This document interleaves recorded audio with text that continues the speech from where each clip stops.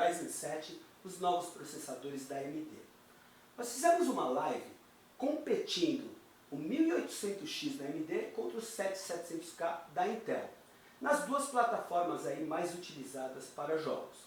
E houve uma competição bastante acirrada, principalmente no que a galera gosta mais, que são os jogos. Na verdade, uma diferença minúscula a favor da Intel aí no quesito empurrar a placa de vídeo. A gente falou que a gente deveria ter usado o 1700X.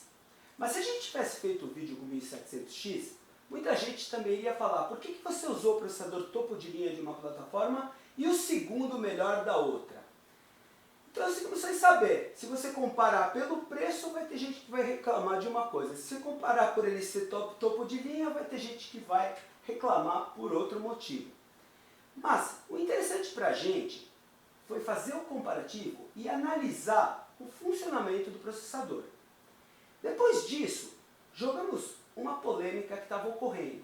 As pessoas estavam falando que o processador da AMD não tinha capacidade suficiente para empurrar os jogos com qualidade. E verificamos que isso não é verdade. Nós testamos e vimos que ele empurra muito bem. Apenas não realiza da mesma maneira os testes que ele tinha mostrado antes de ser lançado. No caso, o Cinebench. Então nós vamos explicar um pouquinho melhor sobre isso. Vou procurar simplificar o funcionamento da arquitetura Ryzen. E com isso vocês vão entender melhor por que ele é melhor no Cinebench do que nos games. Nós temos um processador com dois módulos, a gente pode dizer módulos. Eles são chamados agora pela AMD de CCX, Core Complex. Cada um deles tem 4 núcleos e mais 4 núcleos virtuais, que a gente chama de threads. A comunicação dentro de um mesmo CCX desses núcleos, ela ocorre de uma maneira bastante rápida, ela é feita pelo cache. Ela tem aí, digamos, 175 GB por segundo. Isso ocorre da mesma maneira nos Intel. O Intel também tem um cache. E quando a comunicação é feita por esse tipo de memória, ela é bastante rápida. No caso, como nós temos dois módulos, a comunicação entre um módulo e outro, a AMD aí batiza de Infinity Factory, o sistema deles, ela é feita em base de 22 GB por segundo. Ela é bastante mais lenta, vamos dizer alguma coisa em torno de 7 vezes mais lenta, até um pouco mais. Se a gente for tomar aí um comparativo com a Intel e pegar, por exemplo, um Xeon, que a gente escreve Xeon, ele tem 8 núcleos e mais 8 threads, tudo no mesmo lugar. Então, nesse caso, nós temos dois módulos. Nesse caso, nós temos um 8 cores nativo. A diferença é que esses 8 núcleos vão trabalhar com o cache. E o cache, como a gente explicou, é bastante mais rápido do que quando eles são interdependentes na comunicação com os threads. No caso, a Intel trabalha em torno, a maioria dos Xeons trabalha em torno de 20 GB por segundo, esses Xeons modernos. Nós pegamos como exemplo o 2667V4, que tem 25 MB de cache. A comunicação entre os núcleos ela é muito rápida. Então ela tem 8 núcleos diretos se comunicando e mais 8 threads, que são aqueles núcleos virtuais. O problema ocorre quando a comunicação de um módulo e outro acontece. Por quê? Porque se a gente chamar esse aqui de CCX0 e esse de CCX1, a comunicação entre eles ela é dada com base a 22 GB por segundo. O da Intel é até mais lento, são 20 por segundo. Mas se a gente tomar o comparativo, a gente sabe que a gente tem 8 núcleos se comunicando pelo cache. Não é todo Xeon que trabalha a 20 GB por segundo. A gente está pegando isso daí como ilustrativo para vocês, porque boa parte deles trabalha dessa forma. Então nós temos a comunicação do AMD feita pelo Infinity Factory e a comunicação do Intel feita pelo QPI, que é o Keep-Path Interconnect. Mas e aí? Por que o Ryzen 7 não desempenha da mesma maneira na renderização e nos games? Porque o workload dessas duas funções é diferente. Eles têm estruturas diferentes. Quando você estiver fazendo o Cinebench, que causou aí polêmica porque deu resultados muito bons, nós temos um tipo de trabalho que pode ser dividido em subtarefas. Quando você verificar o Cinebench, que você vê aqueles tijolinhos sendo preenchidos, eles são mais fáceis de ser divididos em subtarefas independentes. Então eles são executados de uma maneira muito mais independente do que a estrutura de um game, que eles são completamente dependentes. Então existe uma comunicação muito mais latente, muito mais intensiva entre os threads e cores nos jogos do que no Cinebench, na renderização. Isso faz com que o processador tenha que acessar a essa velocidade. É correto falar velocidade porque ele está fazendo um acesso de um local a outro.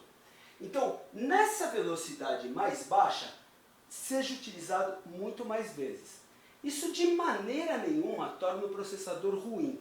Nós pudemos verificar aqui nos testes que o comportamento do Ryzen 1800X foi bastante legal, ele empurrou muito bem a placa de vídeo. É que quando o processador foi lançado e foi mostrado que ele batia o 7700K na tarefa do Cinebench, o pessoal imaginou que ele ia, atropelar o processador da Intel também nos jogos. E isso não é verdade. Daí começou a polêmica. O problema é do Windows 10, o problema é de desabilita núcleo e um monte de alternativas que o pessoal foi procurando para ou proteger ou para combater o processador da AMD. No caso do Windows 10, ele deve mesmo melhorar. Ele tem um problema no gerenciamento do kernel e a AMD está trabalhando aí intensivamente para melhorar esse gerenciamento. No Linux, os kernels já estão ajustados, então ele já está trabalhando de uma maneira melhor. Mas isso vai melhorar nos games? Eu acredito que de uma maneira geral, o desempenho vai melhorar, mas eu não acho que vai ser uma coisa muito significativa. Porque conforme eu expliquei agora há pouco, isso tem a ver com a estrutura dos jogos ou dos trabalhos de workstation e renderização. Não tem tanto a ver com o problema do Windows, mas com o funcionamento e a interdependência entre os threads, núcleos e entre os CCX. A partir daí, começou-se a procurar alternativas também, como desabilitar o SMT. Na verdade, a gente vai desabilitar os threads. Por quê? Porque desabilitando os threads, eu diminuiria, teoricamente, o trabalho, os processos sendo realizados pelo processador, o que vai fazer com que o desempenho melhore. E começaram a jogar isso no ar. Isso é uma coisa super antiga, desde a época do Super Pi ou Super Pi, o pessoal desabilitava os núcleos para correr um teste 2D. E aí conseguia resultados melhores com 2 núcleos ou com 1 núcleo do que com 4. Esse é um exemplo que eu estou dando aí bastante antigo. Quer dizer, essa situação de desabilitar o hyperthreading, ou desabilitar, no caso do AMD, o SMT, é bastante antiga. No 3D Mark 2003, né, então nós estamos aí em 2017, são 14 anos atrás, um benchmark de 14 anos atrás, que ainda é muito equilibrado, porque ele pesa bastante CPU e GPU. Se nós trabalharmos com 2 núcleos, nós também vamos ter um resultado melhor do que em função de trabalhar com 4. No Unigine Heaven, para placas modernas e poderosas, se a gente trabalhar com HT desligado, é melhor do que trabalhar com ele ligado. Vão haver menos processos. E aí, o cara super esperto que gosta de caçoar e fala assim, kkkk, mas a gente pode então comprar um Ryzen 7 para desabilitar os threads dele. Então eu compro um processador com threads para desabilitar eles, eu sou trouxa, etc. Não, esse cara ele não leva em consideração que não é toda pessoa que vive o mundo dele, que o mundo não é só games. Por exemplo, uma pessoa que quer usar o OBS, ele pode querer streamar, fazer o streaming e jogar ao mesmo tempo mostrando aquilo. Nesse caso, um processador como esse do AMD caberia muito bem. Outra coisa que esse camarada não pensa é que, por exemplo, se eu tiver um Core i7, desabilitar os threads e pegar o melhor desempenho para determinado jogo, eu não posso fazer o mesmo com o i5. O i5 não tem habilidade e não tem condições de habilitar os threads que ele não tem para melhorar a sua condição numa renderização.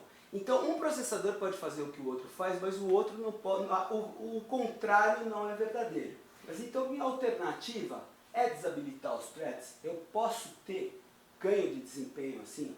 Posso, mas você vai ter que testar e verificar, porque eu posso ter tanto melhora quanto a piora do desempenho. Por exemplo, no Crysis 3 e no The Division, a gente verificou que o desempenho cai. Já no Tomb Raider e no Far Cry, a gente viu o desempenho melhorar. Então você vai ter que testar para a sua situação. Já se você pensar apenas em 4 núcleos e pensar em desabilitar um CCX e mais o SNT, aí você vai ter perda de desempenho, porque o Infinity Factory não vai trabalhar de acordo com o desempenho que ele pode promover. A AMD fez uma transformação completa no seu sistema. O sistema da AMD vinha muito antigo, fazia muito tempo que o índice de performance por megahertz, o IPC do processador, não era alterado. Então, a AMD estava trabalhando em cima de maiores frequências, mais núcleos. Isso gerava consumo, calor, muito pessoal zombando na net, e era uma plataforma realmente antiga.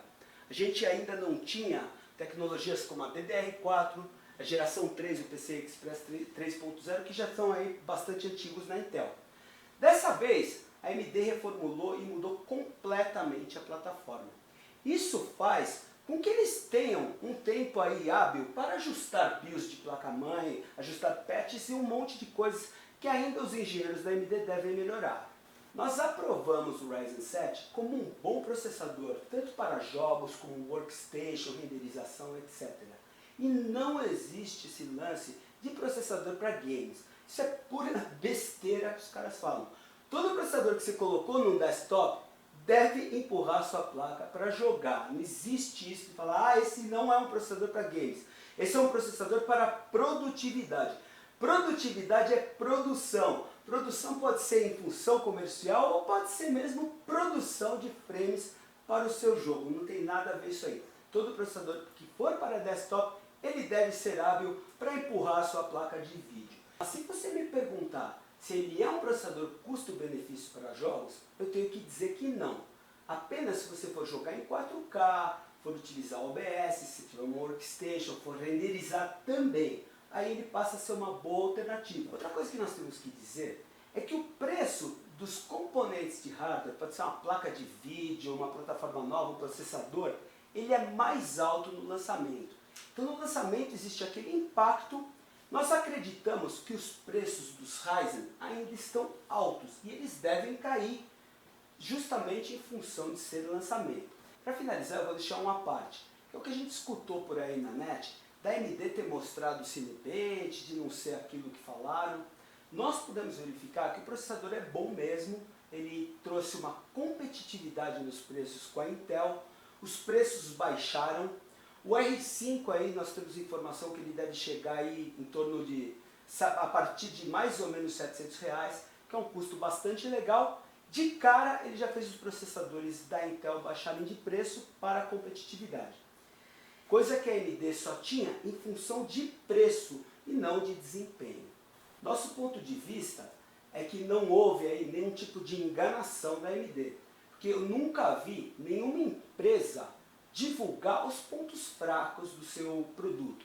Então, seja um carro, ele não vai mostrar o seu ponto fraco, seja um processador, não vai mostrar o seu ponto fraco, assim como a NVIDIA GTX 970, que era a placa, a bola da vez, não ia falar que aquele oitavo de memória é mais lento e dar destaque naquilo, a Intel não ia falar que o processador fletia lá, né, o Skylake, ele tinha o PCB mais fino, a AMD, a própria AMD não ia falar que a 290X era quente pra caramba quando saiu com o cooler de referência e por aí vai.